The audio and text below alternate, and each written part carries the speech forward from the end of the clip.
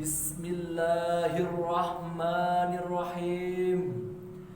Assalamualaikum warahmatullahi wabarakatuh.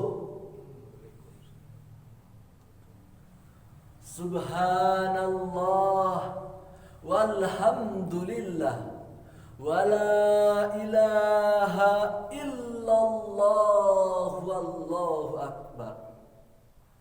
Wassalatu wassalamu ala rasulillahi amma ba'du.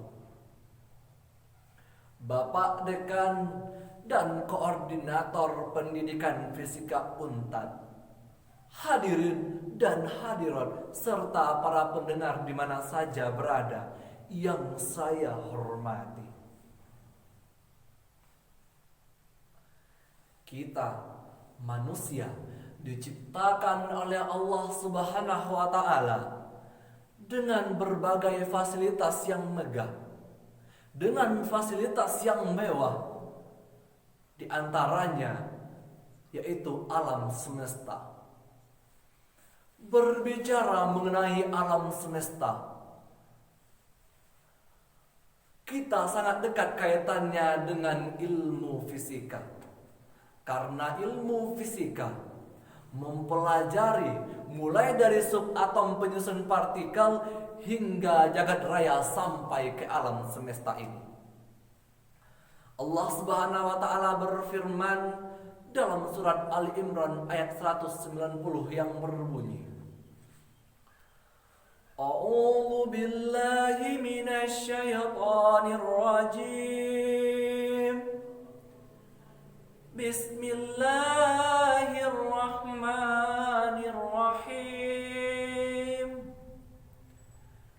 Inna fi khalqis samawati wal ardi wa ikhtilafil laili wan nahari la ayatin li ulil albab.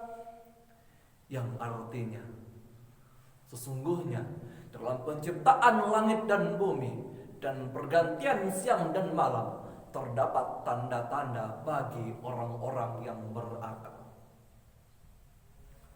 Dalam ayat di atas, Allah telah mengisyaratkan kepada kita bahwasanya alam semesta yang senantiasa berproses dan menyuguhkan fenomena-fenomena alam, serta menyajikan gejala-gejala di seluruh dalam ruang dan waktu. Hadirin wal hadirat di mana saja berada, penetapan fenomena-fenomena dan gejala-gejala ini tidak lepas dari kontrol Allah. Karena Allah telah menetapkan sesuatu dengan sebaik-baiknya. Sebagaimana firman Allah dalam surat Al-Furqan ayat 2 yang berbunyi, Bismillahirrahmanirrahim.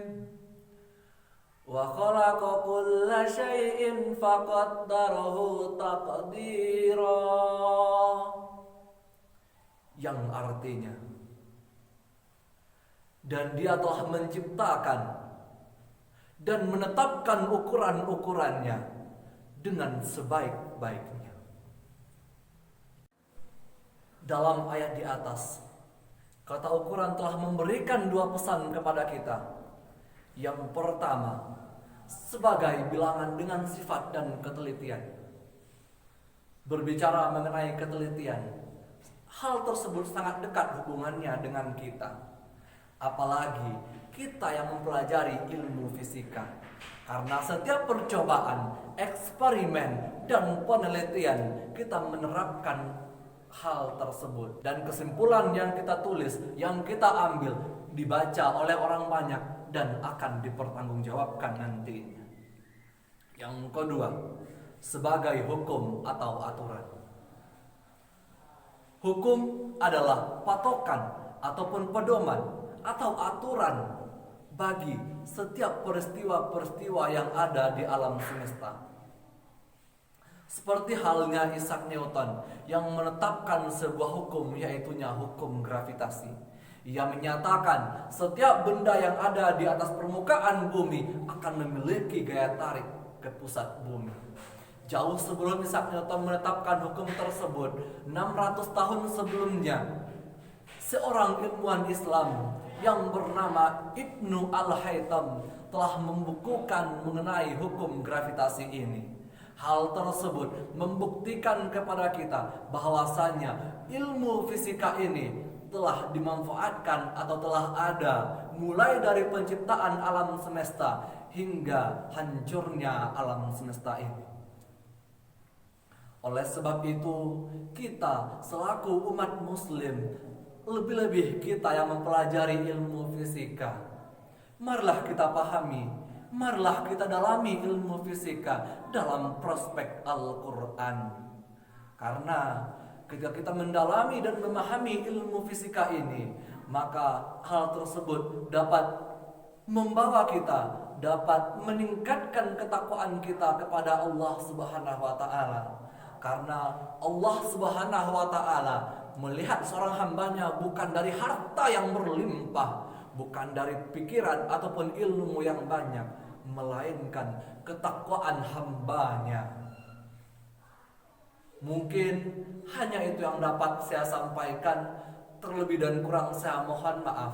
Wabillahi taufiq wal hidayah. Wassalamualaikum warahmatullahi wabarakatuh.